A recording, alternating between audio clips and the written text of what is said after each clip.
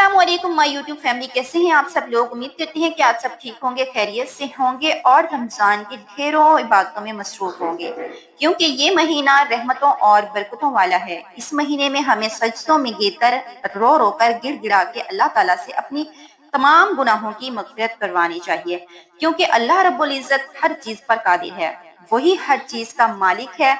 हम इंसान तो कुछ भी नहीं, मिट्टी का ढेर हैं, खाक हैं, एक दिन खाक हो जाएंगे। हमारी तो सांसें भी हमारी अपनी नहीं, बल्कि हमारे पास अमानत है और न जाने कब ये अमानत हमसे वापस ले ली जाए। देखिए, अगर किसी इंसान से कोई गलती या कोई गुनाह हो जाए और वो अल्लाह रब्बुल इज़्ज़त के सामने रो रो कर अपने गुनाहों की मुआफ़ी तलब करता है, तो अल्लाह रब्बुल इज़्ज़त उसे मुआफ़ कर देता है। लेकिन इंसान कभी मुआफ़ नहीं करता, हालांकि वो खुद भी अल्लाह ताला से अपनी मग़फ़िरत का मोहताज होता है। वो किसी को क्या मुआफ़ करेगा। ये अनापरस्ती, खुदगर्ज़ी, ये सब यहीं रह जाएगा। साथ जाएँगे तो सिर्फ़ अमाल। अल्लाह ताला से दुआ करते हैं कि अल्लाह ताला हमें नेक अमल करने की तौफ़ीक अता फ़रमाए, आमीन। और अल्लाह पाक हमसे राज़ी हो, आमीन सुम्मा आमीन। अब कहानी स्टार्ट होती है पाकिस्तानी हाउसवाइफ की, जो रमज़ान शरीफ में डेली अपनी रूटीन के मुताबिक ठीक 2 बजे किचन का रुख करती है। अचानक बच्चे फरमाइश करते हैं कि मम्मा आज मीठे में गाजर का हलवा बनाएं। माँ ये सुनकर बहुत ज्यादा खुश हो जाती है। वो सोचती है कि गाजरें घर में पड़ी हुई हैं, बना लेती हूँ। बच्चे भी खुश और गाजरें भी जाया नहीं होंगी, यानी कि एक तीर से दो शिकार हो जाएंगे।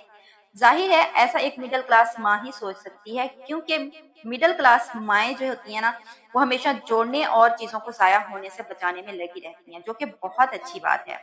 तो जी बस इस माँ ने जल्दी से गाजरें उठाई और मौके पे चौका मार दिया। आज ये मिडिल क्लास माँ अपनी प्यारी बहनों के साथ गाजर के हवाले से छोटी-मोटी टिप्स भी शेयर करने वाली हैं।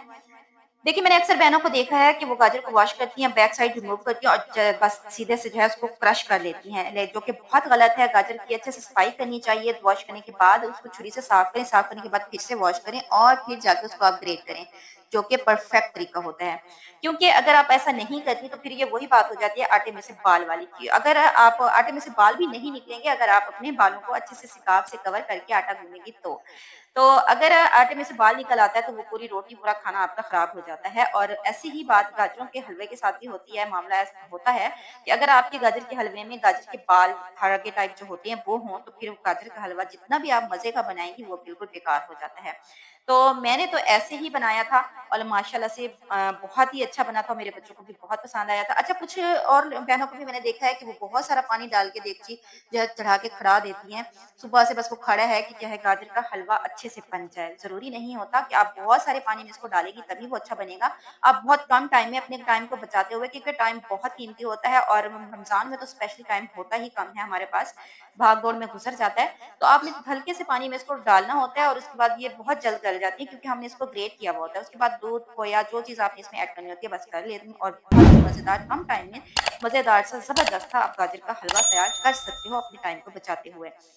तो बस मैंने भी ऐसे ही किया था, जल्दी से ग्रेट किया, थोड़े से उसको पानी में डाला था और माशाल्लाह से बहुत ही यम्मी, बहुत ही डिलीशियस सा हलवा हमारा तैयार हुआ था, जो कि मेरे बच्चों को बहुत ही पसंद आया था और मेरा टाइम भी बच गया था, क्योंकि मैंने इफ्तार में बाकी चीज़ें भी बनानी होती हैं ज़ाहिर है और गैस का इश्यू भी हमारे साथ-साथ होता है, उसको देखते हुए जो है हमें टाइम भी बचाना होता है। तो क्यों ना हम लॉन्ग टाइम को मतलब अपने कीमती टाइम को वेस्ट करने से बचाने के लिए शॉर्टकट अपनाएँ। तो बस वो मैंने बना लिया था और यहाँ पर मैं अपने बच्चों को ट्यूशन भी खुद पढ़ाती हूँ, तो बस फिर मैंने बच्चों को ट्यूशन पढ़ाया। और जी उसके बाद मेरे छोटे चुनमुने, मेरे शहज़ादे मोहम्मद अली हसन की बर्थडे थी, जो कि हमारा कोई इरादा नहीं था सेलिब्रेट करने का, क्योंकि आजकल थोड़ी प्रॉब्लम घर में चल रही है। एक तो अली हसन के बाजू का मसला हुआ हुआ है, बाजू उसकी टूट गई है, उसके इलाज के लिए भी बस परेशान है, कभी कहीं जा रहे हैं, कभी कहीं जा रहे हैं, जिसकी वजह से ज़्यादा व्लॉग्स भी नहीं बना रहे, ज़्यादा वीडियोज़ भी आप लोगों के साथ शेयर नहीं कर रहे। तो यहाँ पर कोई इरादा नहीं था, बस हम उस दिन भी गए हुए थे इसकी बाजू को बनवाने के लिए। बनवा के शाम को हम आए और रोज़ा इफ्तार किया और उसके बाद हस्बैंड चले गए, यानी तरावियों का टाइम हो गया, तो चले गए तरावियाँ पढ़ने। और 10 से 11 बजे जब वो घर आए और बच्चों को देखा कि बच्चे मुँह लटका के बैठे हैं, मुँह फुला के, कि हमारा एक ही भाई है और वो भाई की आपने सालगिरह सेलिब्रेट नहीं की। तो बस उनकी नाराज़गी को दूर करने के लिए हस्बैंड जल्दी से गए और छोटा चुनमुना सा केक लेकर आए और थोड़ी नींबू के पकौड़े मैंने जल्दी से बना लिए और बोतल वगैरह, मतलब छोटा-सा सेटअप करके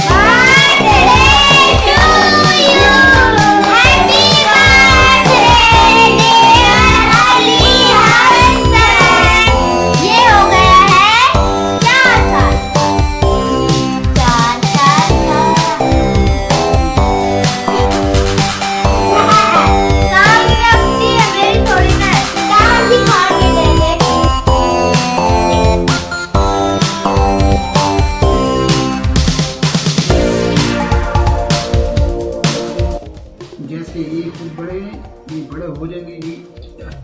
किसकी बर्थडे थी हसू? आपकी बर्थडे थी। मम्मा को तो केक नहीं खिलाया आपने। हर्षु का केक भी बड़ा बड़ा है। हर्षु भी बड़ा बड़ा है।